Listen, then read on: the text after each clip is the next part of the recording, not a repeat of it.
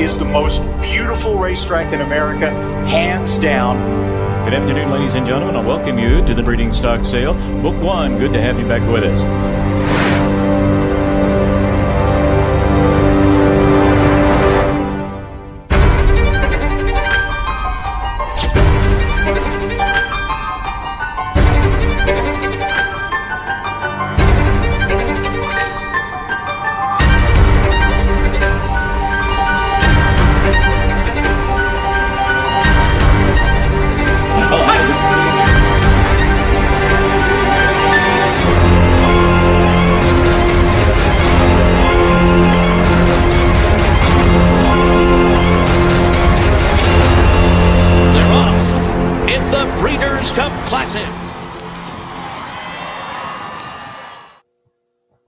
Welcome back, everybody, to the Keeneland Look Ahead. I'm Jeremy Plonk from Horse Player Now, where we look ahead to the Thursday, October 20th card. We're past the halfway point of the meet now at Keeneland, and the Keeneland season rolls on this week with the Lexus Raven Run Stakes on Saturday. Entries drawn for that today. So we're almost set here for week number 3, and we've got all the horses in line. It's time for us to line up and knock down some picks. We'll let you know on a programming note, tonight's edition is pre-recorded before we have all the results for the Wednesday racing. So no Wednesday recap in tonight's show. Got a Dollars volleyball game to attend tonight and want to make sure I take that in live and be a good dad. So we're going to make sure that you're set up for your handicapping for Thursday before we do so. So Thursday's card is a 9-race program. Gets underway at 1 o'clock Eastern. Thursday action with a 9-race card sets up this way with the big picture as 9 races, puts the swing race and the pick 5 right in the middle. Race number 5 will be part of the early pick 5, races 1 through 5, be part of the late pick 5 as well, with races 5 through 9. No Keeneland Turf pick 3. We have just one grass race scheduled for Thursday. Good weather, though. We're expected to have, crisp temperatures in the 50s again, sunny skies, no problems in terms of the weather. Just one grass race scheduled for the Thursday card. Of course, with the Breeders' Cup coming up November 4th and 5th, got to take good care of the turf course. And, that could be part of the reason why we're not seeing quite as many turf races during the week. But certainly we get back to 3 in the Keeneland Turf Pick 3 on Friday. And I'm sure we'll have it throughout the course of the weekend as well. But no Keeneland Turf Pick 3 for this Thursday card. It's an interesting card because you've got the Silver Dust coming back, a horse who won the Ben Ally here last fall and a $50,000 claimer going in race number 4. And then in race number 8, the allowance features really a neat race. It's an allowance race for 3-year-olds this time of year. It looks like a lot of the regional derby type races you might see around the country, though. You've got Creative Minister in there, third in the Preakness Stakes, Actuator winner of the Indiana Derby. Ethereal Road was part of all the big stakes races throughout the course of the spring and into the Triple Crown season. So really interesting group going in race number 8, the allowance feature. We'll handicap that and the entire card coming up in just a moment. Looking again at the big picture, my 3 key plays for the day. We're going to hit kind of right square in the middle of the card. Races 4, 5, and 6. I think we get to races 7 and 8. I think they may chalk out a little bit, 9th race perhaps as well. So I think the meat of this card is right in the middle of it. The first couple are maiden claiming races where, we'll see what we have there. And then again, we get into some real good playable races in races 4, 5, and 6. Little horse for course action in the 4th.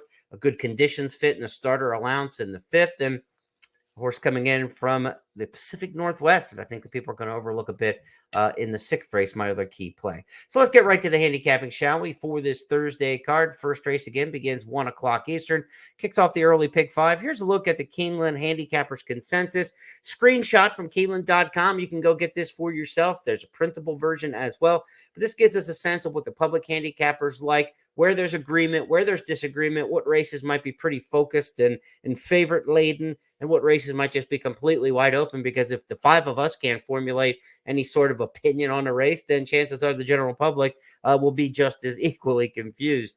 Let's see how the opener sets up for race number 1. Bird Hunter, top choice in here for Tom and Scott. I've got Keen Lady on top, as well as Kim has Keen Lady. And then Paris, Kentucky, the top pick for Gabby Gaudet in here. Keen Lady is the horse who's first or second choice just about by everybody. In fact, by everybody. And my top pick in here, Keen Lady goes for trainer Brad Cox. The maiden special, the maiden claiming drop is significant. About 50% of these maiden claiming races are won by horses dropping out of maiden special weight races. This is what you kind of expect to see. King Lady, Florent Giroux, Brad Cox coming off fairly good efforts at Indiana Grand. Was never embarrassed in any of the last two starts. Career debut wasn't much sprinting, but since going long, this daughter of Keen Ice has run just fine. I think she'll handle the track here first time at Keeneland. She's a Calumet owned runner, so gets to run right up the street from the home grounds. Keen Lady, the top pick in the opener. I don't think we're going to get a fantastic price, though Literary is going to, be a contender in here, I think, as well on the drop at a better price. If you're looking for a little bit better price, Literary should go off the higher price, certainly, of those two. Lasix, blinkers on.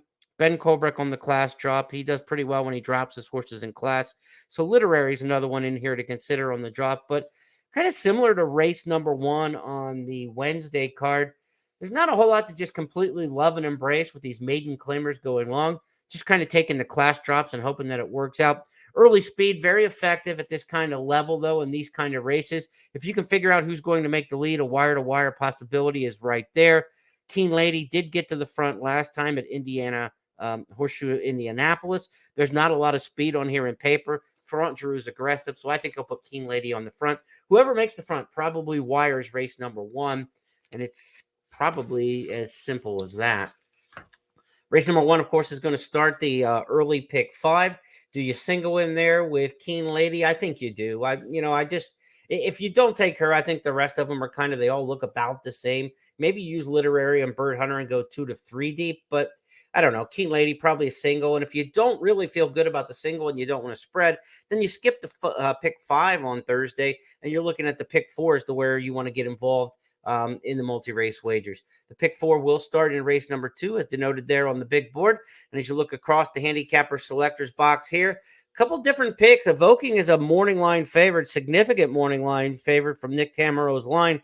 But this horse, a debut winner in a maiden special in May of 2021 at Belmont, hasn't been seen since. And then they take the massive drop in class here to the maiden claiming 20,000.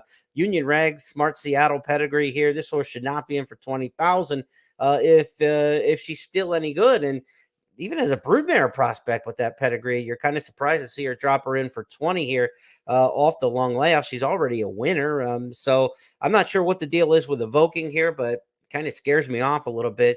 And I would not take the short price on a horse making this drastic of a drop. The fact that Luis Saez does stay on and ride is a good sign. We're not dropping to a B or C list rider here. So Evoking, the big morning line favorite, top pick for Gabby in here. We all have Evoking somewhere because we're afraid of her. Let's just be realistic. But do you really want to love and embrace a horse like this on a massive class drop? I say not. The horse I do like, though, and the reason I'm not just picking against Evoking because I'm, the layoff, the fire sale, the red flag type factor, but I want to play horses trained by Mike Tomlinson this week. He's a trainer who 3rd, 4th week of the Keeneland Fall Meet saves horses who have conditions. He wins a lot of races this time in the meet. He pops at some big prices. Don't you know it is a horse who's for Tomlinson, who's been off since May. Probably could have run in a couple different spots, maybe the Churchill Fall Meet, September meet, I should say. Waited for this spot here at Keeneland, and I like Don't You Know It in here under Joe Rocco. This is a horse who's run okay on the dirt, primarily ran on the synthetic at Presque Isle, but since coming to Tomlinson's barn, ran a good second for a 30,000 non-2 on the dirt at Churchill back in May. Long layoff now, but I think he'll be ready to go. She'll be ready to go, and Tomlinson will have her ready to go. So Don't You Know It, the 2. A little bit of inside speed in here. I don't think the one's got a whole lot of pace, and for a 6 furlong sprint, you want to be up near the front, and especially non-winners of 2 of these cheaper races. So front-running horse has probably got a major advantage in here. And if you look down through the past performances, there just isn't a lot of early pace in this race. Who's going to make the front in here is under, advisement right now. Believing could go perhaps with the blinkers on. It has shown a little speed in the past, but Evoking, we don't know what we're going to get out of that one. Don't You Know It, last time out, made the lead going long. They shortened the trip here, but this horse has made the lead sprinting at Presque Isle in 45 and change. So I think those are the 3 speed horses. The 2, 3, or 5 are the most likely to make the front. I like the trainer angle with the 2, so Don't You Know It. Scott Hazelton also on that one. We'll sink or swim together, Scotty. 2, 3, 5 the way I've got it. 2, 3, 5 the way Scott has it as well in race number 2 to start the early pick 4.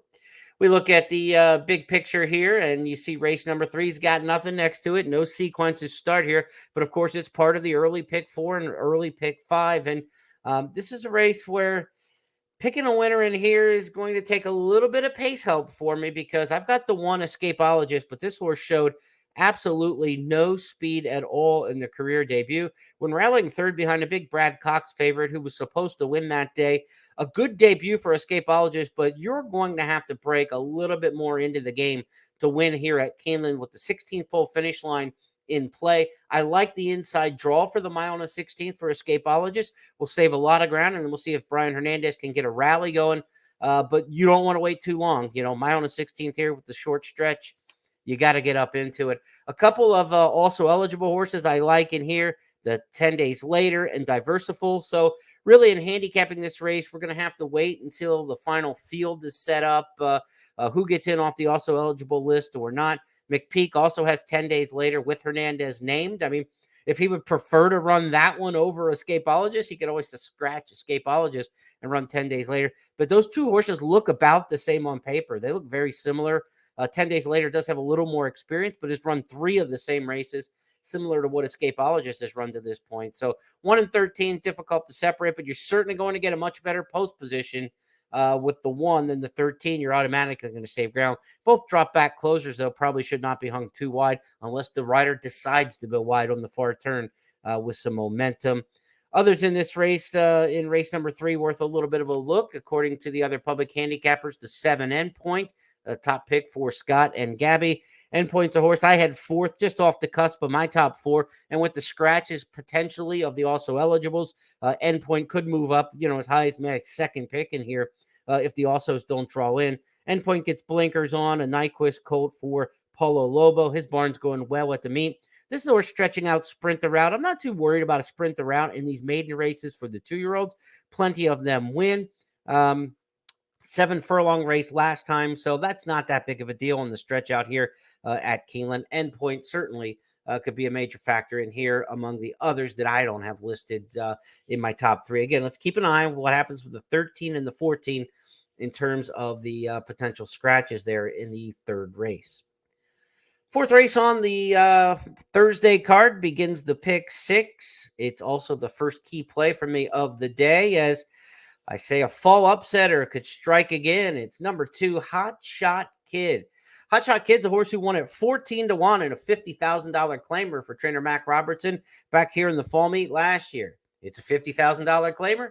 Mac Robertson goes back to Francisco Arrieta to ride, and I think we're going to get a decent price again, 12-1 in the morning line on Hot Shot Kid. And in these upper-level claimers at Keeneland in the past, in the fall meets, horses from Canterbury have actually done pretty well in here, including Hot Shot Kid, who came off the Canterbury effort last year. So those horses have performed well in the upper claiming levels.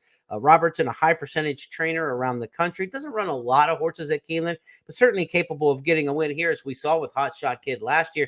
And that wasn't a fluke one-time performance for Hot Shot Kid here at Keeneland. The horse has run 4 times over the main track. Not only that win, but 2 prior seconds. So horse for course angle, ran well at this exact same condition last year. I think Hot Shot Kid, a horse who can kind of stalk maybe 3-4 lengths off the pace max, will be a tough factor in here in this race number 4. One of my key plays of the early part of the card. And not a lot of others on Hot Shot Kid. A couple 3rd place tabs there from Scott and Kim. So I think we'll get our price here. I've got strong pace written in here. And there's some of these horses are a lot, a little bit difficult to trust in my estimation to get the distance. So Hot Shot Kid from just off the pace. Love the look there. Number 3, Payne, is a runner coming off of sprint closing efforts at Saratoga, at Colonial, at Lone Star, well-traveled. Ran decent here, 5th in an allowance race at Big Price in the spring meet. Only beaten 2 3/4 lengths, I believe. So this is a horse by Painter. Painters do pretty well going along here on the main track at Keeneland. And this horse has run some decent races at Keeneland. Has 1 3rd place finish to show for 3 efforts, but those were big starter, or not a starter allowance, but optional claiming allowance races, tougher than this particular spot in for the 50 claiming tag. So I think Payne's an interesting runner in here who stretches out and should be effective based on pedigree. Ran 3rd here at a mile and a 16th back in the 21 spring meet. So definitely one to consider. What are we doing here with Burning Bright? Burning Bright is Empire Maker Forever Together. Blue Blood dropped in for 50,000. Has never been in for a claiming tag. The Augustin Stable and Jonathan Thomas. They got their big class dropper in race number 1. This one dropping in class, Burning Bright in race number 4. Maybe you get a little bit of feel how the Thomas Augustin class dropper does in race number 1 off the long layoff, and give you a little bit of sense of maybe Burning Bright's just kind of placed to win. If the first one doesn't run too well, maybe they're just kind of placing horses where they think they have to be for talent reasons at this point in their career. So Burning Bright, a little bit tough for me to trust in here.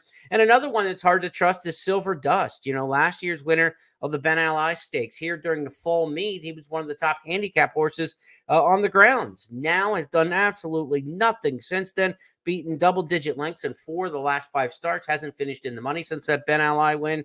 Last time dropped all the way to 32,000 claiming at Churchill, was claimed. Now they come back. Thomas Vance's trainer brings them up to the $50,000 level. I don't know. I mean, Silver Dust, to me, just kind of tough to trust in here off the last couple efforts. I like the fact that they claim and rise. That's usually a decent sign, but I can't trust them. I'm going with Hot Shot Kid, the horse who won a similar race and is placed right where he ought to be. The other horses are kind of questionable in their placement. Hot Shot Kid belongs at this class level, and it's the right spot for him. So looking forward to playing that one in race number 4 is one of my key plays of the day. 12 to 1 in the morning line. Let's hope we get it on Hot Shot Kid. 5th race is the swing race on the card in terms of the early and late pick 5s. It's the end of the early pick 5. It's the first leg of the late pick 5. So if you can come up with an opinion in this race, it's usually a pretty good sign. 4 of these runners in race number 5 were beaten favorites last time out. We'll see if any of them can make amends. One of those was Constitutional Law, and that's where I drop my pick in here. Constitutional Law is one of my key plays of the day because it's just a perfect conditions fit. This is a starter allowance for horses who competed for a claiming price of $50,000 or less at some point in the last, in their careers. Only one time has Constitutional Law been in for a claiming tag. It was at the max $50,000 level. And not only did he compete only once there, he won by 7 lengths in a maiden claiming 50 the one time entered in for this kind of claiming price. That's just a perfect conditions fit, and I think Constitutional Law lines up really nicely here. Tom Leach agrees. Scott Hazelton agrees. And, of course, we've got Gabby picking Constitutional Law 3rd as well. So 3 top picks in here for Constitutional Law for trainer Chris Hartman. Hartman had a nice winner last week for us. Teano Twist had that one ready to go. I just love the conditions fit here. When you get starter allowance races, it's like which horse looks least like the claiming level, right? If it's a starter allowance 10,000, which horse in this race looks least like a $10,000 claimer? Because that's like the max level to be eligible for the race. So if you get Constitutional Law, a horse who's run for a claiming price just once in its life, ran for the max level, and won that race, that's what you're looking for in a starter allowance, whether it's this particular one or any track that you play around the country. So Constitutional Law, big play for me today on Thursday in race number 5.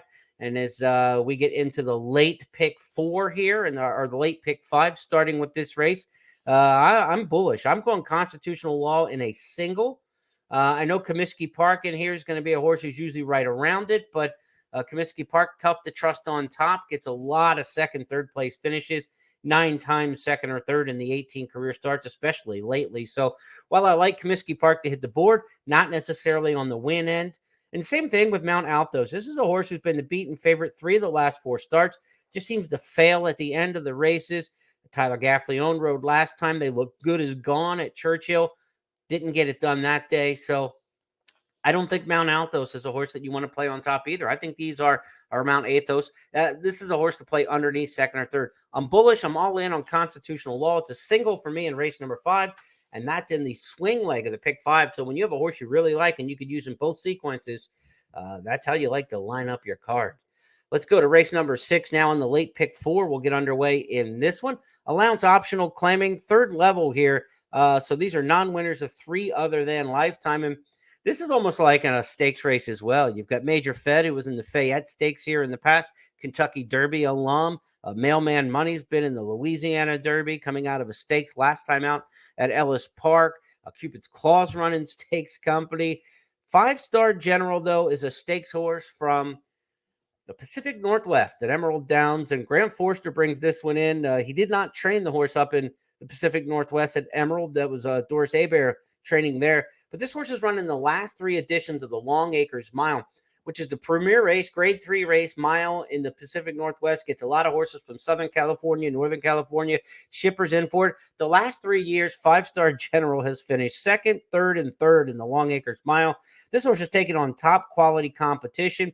And the track at Emerald Downs is really speed favoring. So for 5-Star General, a horse who often has been coming from a little bit off the pace, that's not a great track for him to be successful at. So I think with a little bit of pace in here and a field where 5-Star General can save ground on the turns, going to mile and a 16th here under Corey Lannery, a good rail rider, I think it might be enough to get him propelled over the top. And I don't think the respect is going to be there. This makes another key play for me in race number 6 to start the late pick 4. It's 5-Star General. I think he saves ground, doesn't get as far back here as some of the races that we've seen in Seattle. And I think this can be a really nice effort for 5-Star General and a good spot to win. There's not a lot of speed here. Major Fed comes from well off the pace. Meister occasionally shows a little bit of pace, but inconsistent about going to the front or not.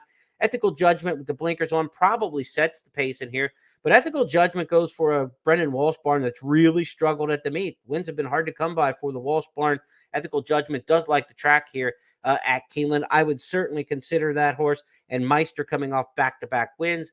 This is a pick 4 starter here in the last 4 races on the card, the late pick 4. But I do think 1, 2, and 3 are all legitimate players, and I would use all 3 of them in the pick 5 and to start the late pick 4. But 5-Star General, definitely the play intra race. I think we're going to get a nice price there. I don't think there's going to be respect for the horse from the Northwest.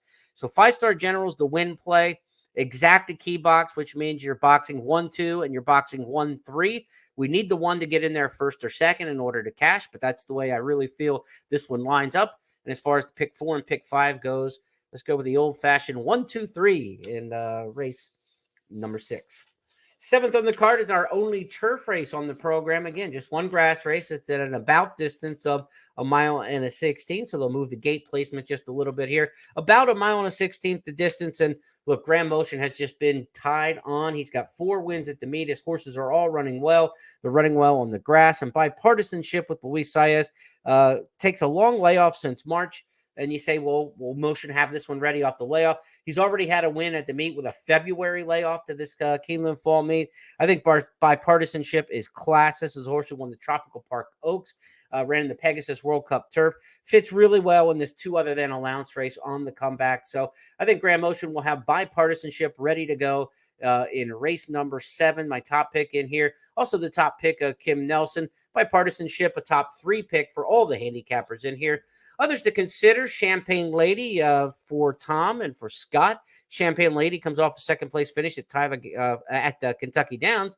Tyler Gaffleone rode that day. He'll ride back again here for Shug McGahee. Beaten favorite last time, but Champagne Lady, that was at a mile. We'll go the mile on a 16th trip here, stretching out a bit in distance, but at Gulfstream Park, won at a mile and a 16th earlier this year. So the distance shouldn't be a problem for the daughter of Uncle Mo. Champagne Lady, top pick for Scott and Tom. But I think there's some other options that you can take in here. Justify My Love, the 9-second time in North America after coming up from Argentina for Paulo Lobo. Adds Lasix for the first time. Showed some closing kick a bit at Kentucky Downs. Now drops in class. Justify My Love should be running on at the end of this one. And could be a nice price in there. The 9 horse. And Flown the 1 is the other one that I've got in the top 3. Now, you talk about a horse with no early speed. Flown is going to be far, far back and try to make one run at him. Going to need a fast pace in here to do some damage. Brendan Walsh, again, hasn't had the best of meet, so I don't put Flown in the win consideration. I think it's bipartisanship, the 12, and the 9, Justify My Love. I would go too deep in this particular race, and I think we're going to get fair prices on both of those and look at a potential exacta box. If Sunny 1 is to draw in from the also eligible list, I think you want to keep an eye on that one for trainer Connor Murphy. So keep an eye on Sunny 1, a winner 2 starts back at Indianapolis, a horse who's won over the course here at Keeneland. It comes out of the Kentucky Downs Ladies Turf where Delika ran a big one in the front end. Horses just kept going there. Delika, Princess Grace, but Sunny 1 off the AE list would be a 3rd horse to throw in race number 7 if drawing into the race. I'll keep an eye on that. But partisanship, bipartisanship and justify my love. The top 2 picks in race number 7. 8th race on this feature card, or I should say feature race number 8 on this 9-race card on Thursday at Keeneland is a second level allowance race optional claimer. Mile and an eighth on the main track. And again, this is, I talked at the top, this is essentially a 3-year-old stakes race. If this were the Ohio Derby or Indiana Derby or Oklahoma Derby or West Virginia Derby, you'd say they got a pretty decent feel for this one. And so we've got a good group of 3-year-olds in here. We'll see almost all of them coming out of the stakes ranks, many coming out of the Bourbon Trail last time out at Churchill, which I thought was a very quality race. It was a race added to the stakes schedule in the September meet. Not graded, but certainly the players in there. Homebrew was coming off a win in the Pegasus at Monmouth Park, a really nice 3-year-old for Brad Cox, who won that. I think that Bourbon Trail race is legit, $275,000 purse.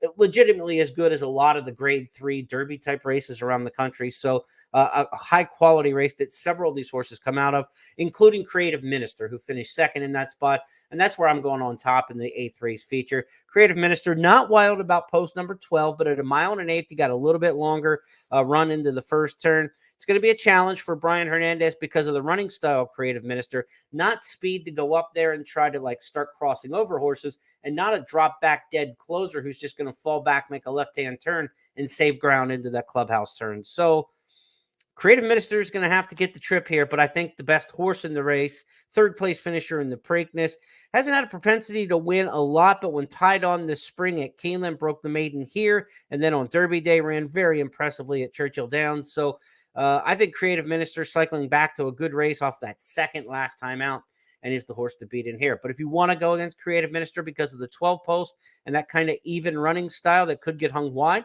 I have no argument with that. So that's why it's not one of my key plays of the day. And I don't think you single here. I think you get yourself some coverage. Actuator was nice in winning the Indiana Derby off of a maiden win, stretching out.